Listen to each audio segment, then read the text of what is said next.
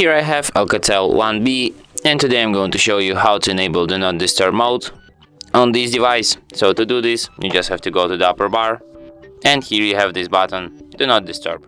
Tap on it once and you can switch this mode. By holding your finger on it, you can access some of its settings. For example, priority only allows, so you can basically just add exception for this mode here. You can add reminders to the exceptions, events, alarms, messages from anyone, from contacts only, from shared contacts only, or from nobody. The same goes for calls, and there's also an option repeat callers. If the same person calls a second time within 15-minute period, allow it. And you can also add automatic rules, which is basically just a schedule for this mode. So you can just select the start time, the end time, and in this time period Do Not Disturb mode will be turned on. And that's it. Thanks for watching.